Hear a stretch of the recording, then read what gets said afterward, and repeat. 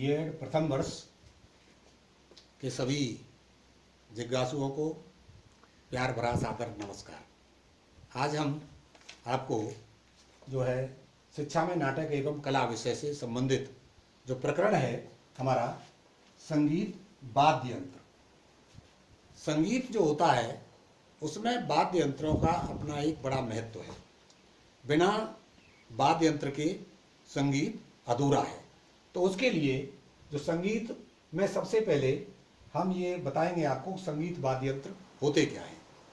जब कोई भी हम गायन करते हैं, किसी कविता को, किसी गीत को, किसी अन्य मल्हार को या अन्य कोई भी जो है विधा जब गायन की जाती है तो उसकी धुन और स्वर वाद्य यंत्रों के माध्यम से ही निकाला जाता है।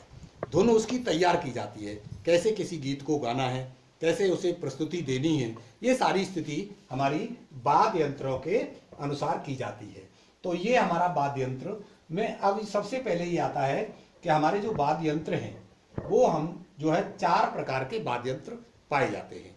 इन 4 प्रकार के वाद्य यंत्रों में पहला है हमारा तंतु वाद्य यंत्र, और दूसरा है हमारा शिशुर वाद्य यंत्र, तीसरा है अवनत वाद्य यंत्र, और चौथा वाद्य घन वाद्य यंत्र।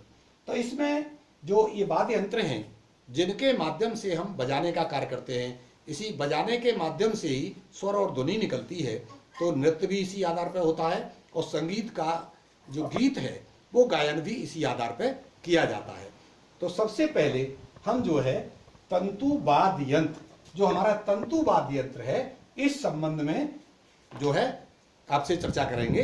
तो तंतु वाद्य यंत्र, तंतु वाद्य यंत्र के अंतर्गत हम जो है जो वाद्य यंत्र होता है वो उसके अंदर धागे नुमा तंतु जो होते हैं, तार जो है जुड़े हुए होते हैं। जब किसी वाद्य यंत्र में तारों के माध्यम से जो है कोई प्रक्रिया की जाती है, तार उसमें लगे होते हैं, तो इस प्रकार के वाद्य यंत्र को हम तंतु वाद्य यंत्र कहते हैं। और तंतु वाद्य यंत्र में जो है विशेष रूप से 2 प्रकार के यंत्र जो होते हैं। इसमें हमारे पहला है टंकोर वाले वाद्य यंत्र। टंकोर वाले वाद्य यंत्रों में हमारे जो टंकोर की सहायता से बिना किसी जो है केवल हाथ के माध्यम से ही बजाए जाते हैं।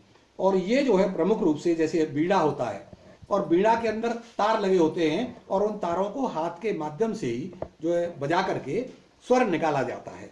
इसी प्रकार से हमारा सितार है, सितार भी हाथ से ही बनाया जाता है। तानपूरा है, एक तारा है।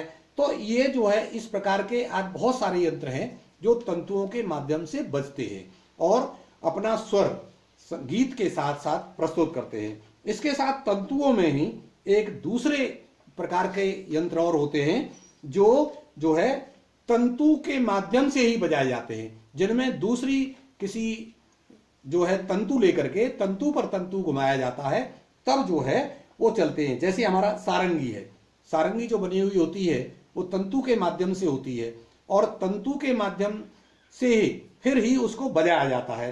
वायलिन है हमारी, वायलिन भी इसी तरह से बजाई जाती है। तो इस प्रकार से जो तंतु वाद्य यंत्र हैं वो तंतु वाद्य यंत्र जो है इस प्रकार से प्रस्तुत किए जाते हैं। अब जो है हम तंतु वाद्य यंत्र के बाद दूसरा जो वाद्य यंत्र है हमारा सुशिर वाद्य यंत्र। सुशिर वाद्य यंत्र के अंतर्गत ऐसे वाद्य यंत्र आते हैं जो फूंक मारने के माध्यम से बजाए जाते हैं। इन यंत्रों में फूंक मारी जाती है और उस फूंक के माध्यम से उनके अंदर सुर निकलता है और वो सुर जो है उस गीत के अनुसार ही जो है प्रक्रिया करता है। तो ऐसे वाद्य यंत्र हैं, उनके संबंध में हम आपको कुछ उदाहरण देंगे। वो वाद्य यंत्र हमारे जो है इस प्रकार से है जो है, और उसमें जो फूंक लगाई जाती है उसी के माध्यम से वो बजते हैं। जैसे हम बांसुरी होती है और बांसुरी जब बजाते हैं तो बांसुरी पर फूंक लगाते हैं और फूंक के माध्यम से ही उसमें से स्वर निकाला जाता है। इसके साथ साथ दूसरा जो प्रमुख रूप से संगीत की जान है जिसको हम हारमोनियम कहते हैं, उसमें 7 प्रकार के स्वर निकलते हैं। उसमें भी हवा के माध्यम से, उसमें पंखा होता है, जब वो पंखा चलता है तो हवा निकलती है, तो एक तरह से वो भी फूंक के माध्यम से ही बजने वाला जो है यंत्र है।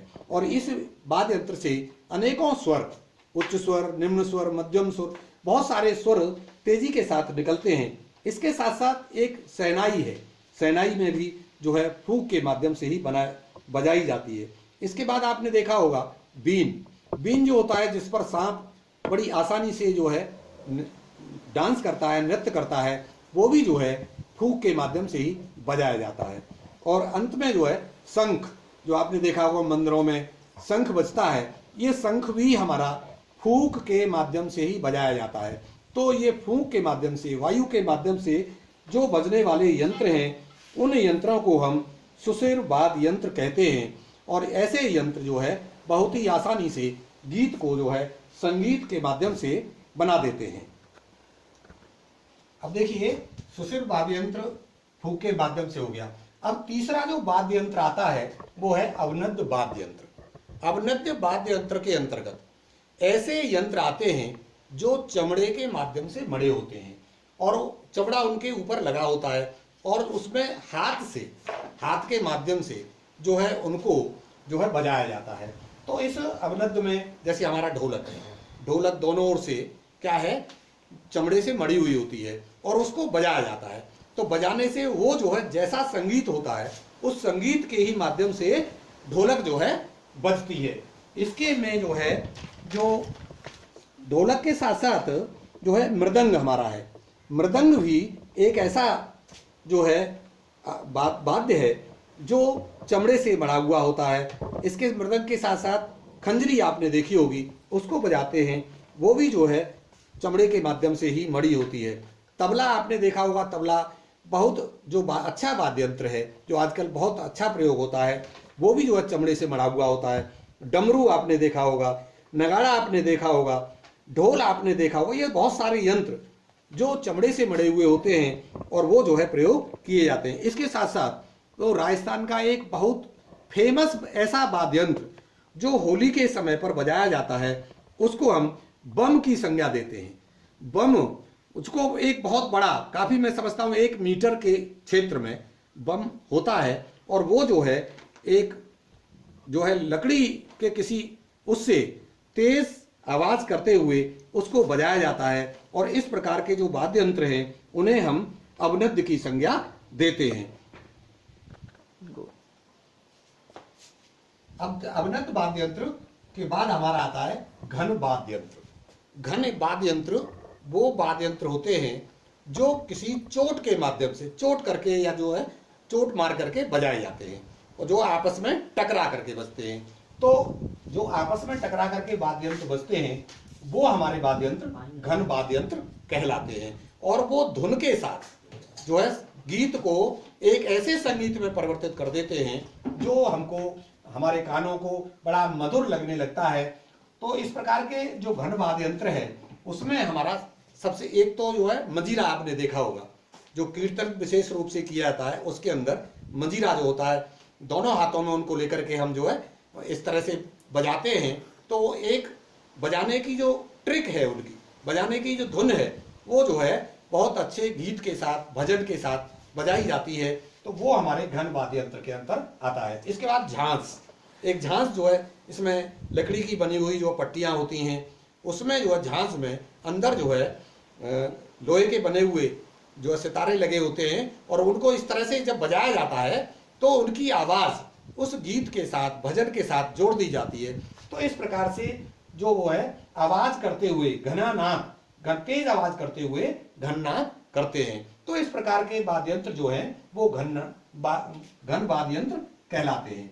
इसके बाद सबसे अंतिम जो बिंदु आता है हमारा, इसके बाद आता है जो वाद्य यंत्र हैं उनका संगीत में महत्व क्या है।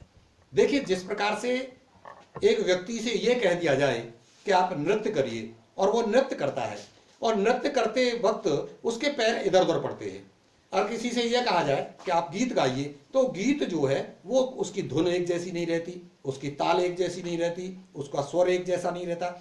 यदि वही गीत और वही नृत्य किसी वाद्य यंत्र के साथ किया जाता है तो वाद्य यंत्र के साथ अपने अनुसार ऑटोमेटिकली जो है स्वर बदल जाता है, लय बदल जाती है, ताल बदल जाता है और व्यक्ति जो नृत्य कर रहा है उसके पैरों की और उसके हाव भाव मोशन अनुसार, उसके ताल के अनुसार, उसके वाद्य यंत्र के अनुसार बदल जाते हैं। तो वाद्य यंत्र का जो है अपना संगीत में विशेष महत्व है। जिस प्रकार से एक व्यक्ति में प्राणवायु का महत्व है, उसी तरह से गीत के अंदर जो है संगीत में वाद्य यंत्रों का भी अपना विशेष महत्व है। बिना वाद्य यंत्रों के संगीत अधूरा है, संगीत में कोई जान नहीं है। यदि वास्तव में संगीत है और जिस प्रकार से शरीर में प्राण है, उसी तरह से संगीत में वाद्य यंत्रों का अपना विशेष महत्व है। तो इस प्रकार से जो हमारा संगीत है उसमें बिना वाद्य यंत्र कोई भी मनोरंजन हम नहीं कर सकते, किसी संगीत को जो है परिभाषित नहीं कर सकते। इसलिए आवश्यक है तो हमारे स्वर में एक लय, ताल, ये सारी चीजों के साथ जो निकलती हैं वो एक वाद्य यंत्र के साथ ही निकलते हैं। तो इस प्रकार से ये वाद्य यंत्रों का परिचय आपके सामने है। अगले अध्याय में फिर हम आपको दूसरे विषय वस्तु के बारे में अध्ययन कराएंगे। बहुत बहुत धन्यवाद। थैंक्स।